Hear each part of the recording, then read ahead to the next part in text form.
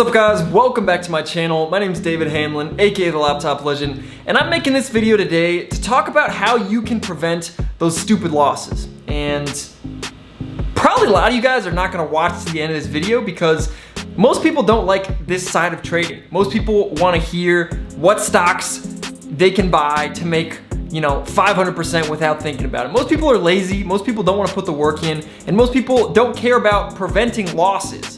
Most people care about getting gains. Like if I make a video talking about how to prevent losses, it gets so many less views than if I talk about this stock is gonna spike 1,000%. And it's just the way that people are. And it's unfortunate because if people spent more time learning how to keep their losses small, the growth of their accounts would be so much better. But no one realizes this. So if you're one of those people who is struggling, I really recommend you watch the end of this video because there's gonna be some gold nuggets in here that I really think are gonna help you guys out. These are part of the lessons that transformed me from an unprofitable trader to the point where I am now. So hopefully you'll find it helpful. If you do, please smash the like button, drop a comment below, and subscribe if you have not already. So let's get into it. All right guys, so I'm here on my laptop and this is the chart for HCWB. And the chart in particular is not really that important. This is mainly just to illustrate the point that I wanna get at. But this is kind of a recap of a dialogue of, I would say, friendly entertainment advice that I gave inside the Discord live when we had a trader take a loss right here on this candle. And obviously, I think in the moment it was probably a little more helpful, but I'm trying to make it more succinct here so that you guys can watch it again as many times as you need to get in your head, as well as for those people who are not in the Discord yet, so that they can also take advantage of this information because it's very helpful. So I just want to talk about what happened here. So we had a trader who basically bought right here, I guess expecting it to break out of this area, and ended up taking a nasty $800 something loss on this candle right here. And again, I'm not making this video to make anyone feel bad. I'm making this because this is a learning opportunity for all of us. Now, when I started trading stocks back in 2016, well, I guess that's not the first time I traded, but that's the first time I tried to get into active day trading. I heard a couple of things from all the gurus. I heard focus on the biggest percent gainers on the day because that's where there's the most money to be made. All right, so I would go and look at the hottest percent gainers on the day. So that's number one. And then number two is you always hear them talking about breakouts. You hear them talking about breakouts. And the way that typically it's explained is a breakout is a previous resistance level that a stock failed at, and when it's breaking that level, it goes on a big spike because it went higher than that level. So a lot of times you see these stocks that spike a ton and then they pull back a lot and then they get back up to those levels. So you're thinking as a newbie, that's where I want to be buying because if this thing breaks out past that level, ooh-wee, it's gonna be a nice juicy spike. That is the best place to be buying. Well, you're wrong. You're wrong, guys. And that's the type of thinking that led me to take loss after loss after loss and eventually led me to quit trading in 2017 for a while. I gave up on trading because I took so many freaking losses with this strategy, guys. It is not profitable in the long term if you're buying something that spiked up a ton, faded, came all the way back up, and you're buying right at where it failed the first time. And the reason for that is so many people got bagged there the first time that all those people are looking to sell when it comes back up to those levels. So that's not to say, again, that these stocks never break out past. That's not to say that in this setup, it never could have gone farther. But the issue with buying right here is that your risk to reward is completely off. And this is something that you as a trader who's struggling needs to understand. You gotta get this down because this is the most important aspect of trading. There is no more important aspect. This is literally the most important thing. And if you can get this down, your odds of success will be so much better than they would if you don't understand this. So what do I mean by risk to reward? Risk to reward is how much can I potentially win on this trade versus how much can I potentially lose on this trade. So obviously this comes down to two factors. It comes down to where you're buying and where you're selling. Now, you can't control perfectly where you sell because the price could do anything. We don't know, as Bob likes to say, by the way, I miss you, Bob, if you're watching this. We don't know what the price looks like to the right of the graph, all right? We can only see the left side of the charts. So I don't know what this stock is going to do in the future. All I know is what it's done. So all I can control at the beginning of the trade is where my entry is. So I can only control where I buy. And I can only plan on where my exit will be depending on what the stock does. So when you're buying, you want to put yourself in the position where, worst case scenario, you're taking a small loss that you're okay with taking. And best case scenario, you're taking a gain that is much bigger than the loss in the worst case scenario. And you want to look for setups like that. That is how you want to be trading. So in this particular example, if you look at this stock, right, it spikes up massively in pre-market. You know, it goes from $3 almost to $9. Crazy run. Pulls all the way back down and bounces, you know, at this 470 level, right?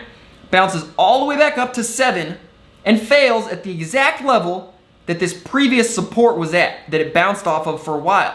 Now, you probably heard this before. Support turns into resistance, or resistance turns into support. It's true, and you can see that illustrated here. This $7 whole number, you got that psychological aspect of the whole $7 number. You got the previous support level, and you have the fact that it failed right here. So when it comes back up, you know, there's a lot of resistance here. And if you're buying at this point on the chart, you got to be thinking to yourself, all right, is it just as likely to go up 50 cents from this point if I'm buying at 7, or go up $1 a share, as it is to go down $1 a share? If you're halfway reasonable, you can tell that the answer is no to that question, because there's a resistance level here, there's a resistance level here, it's already failed, it's already had several big red candles on the day. You know, it's already had several big red candles on the day. It's very volatile.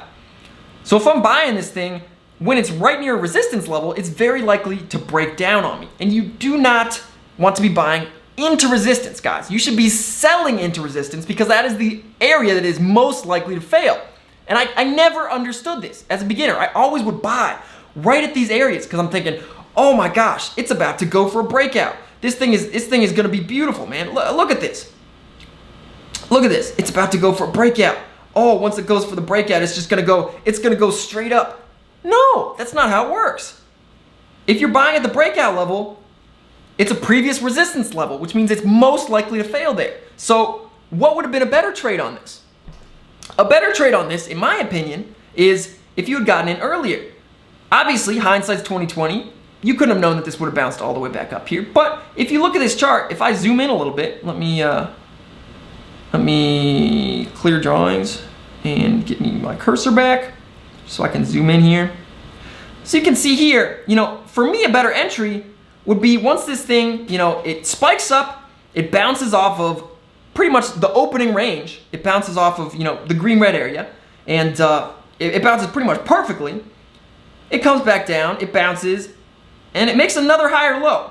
So if you're buying right here on this dip, right here, that is a really good entry in my opinion, because you got a tight risk level. You know, you're buying at, call it 485, call it 490, right? You're risking down here. If you're risking these lows, you're risking, call it 30 cents a share, man. You're risking 30 cents a share. If you're risking 30 cents a share, you're buying at 470, you could think to yourself, all right, do I think there's a decent chance that this thing is gonna go up at least 30 cents? Yeah, I think it could easily go up 30 cents from here. Do I think it's more likely that it's gonna go up 30 cents from here or go down 30 cents from here? And you gotta start weighing these options. Now, when I go for these trades, guys, I want trades where I get not a one-to-one risk reward. One-to-one risk reward is horrible. Less than one is disgusting. If you think it's way more likely to dump 50 cents a share than it is to go up 50 cents a share, that's a good sign you should not be buying at that point on the chart. You wanna buy at a tight range on the chart. And again, this is a pretty tight range. This is a nice consolidation. I like this.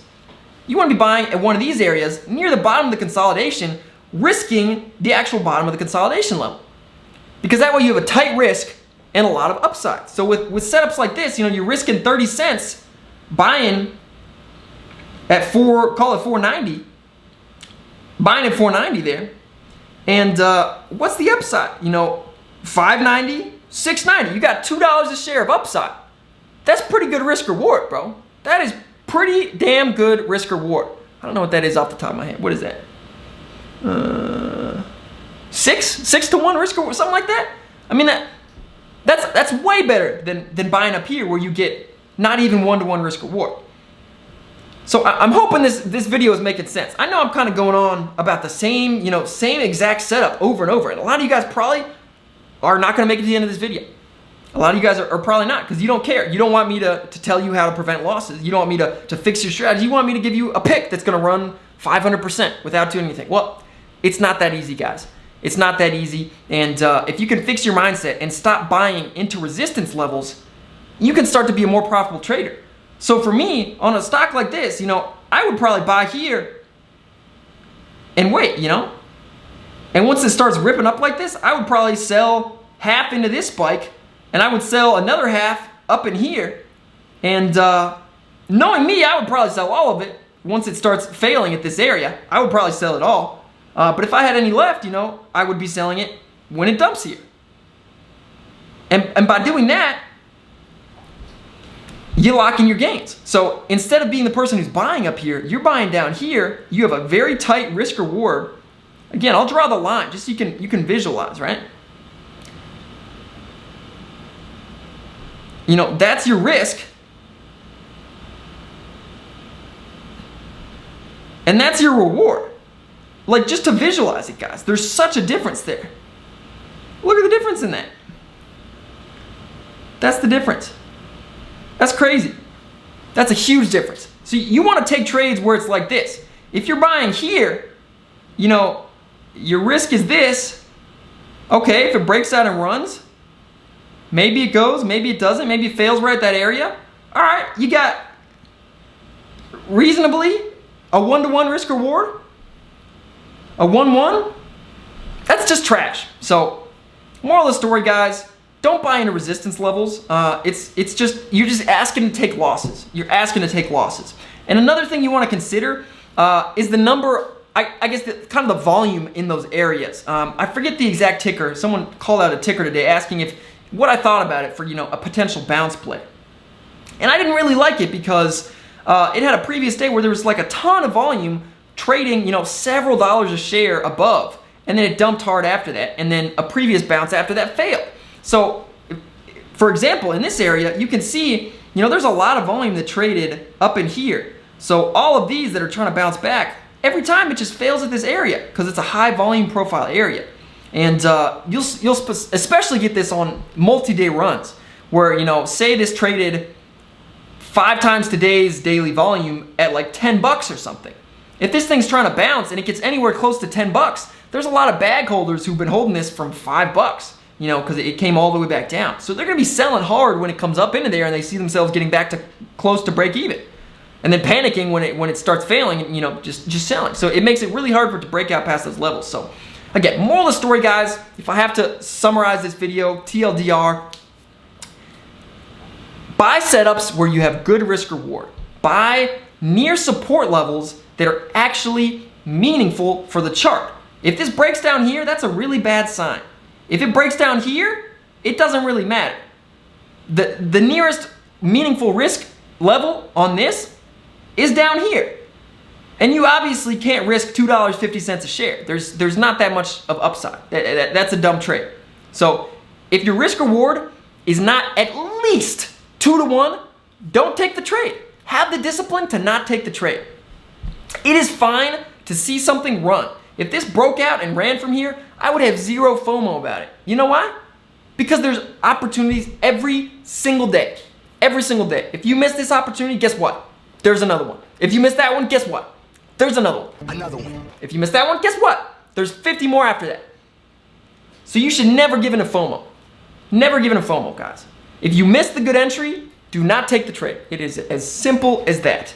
Take the good risk reward trades, sell into strength, sell into those resistance levels after you're positive on your position. Don't buy into resistance levels, especially not on stocks that are this thinly traded where there's, you already see these big red candles all over. If there's big red candles earlier in the day and you're buying those same resistance levels, it's very likely you're gonna get stuck in a big red candle yourself and just get completely wrecked.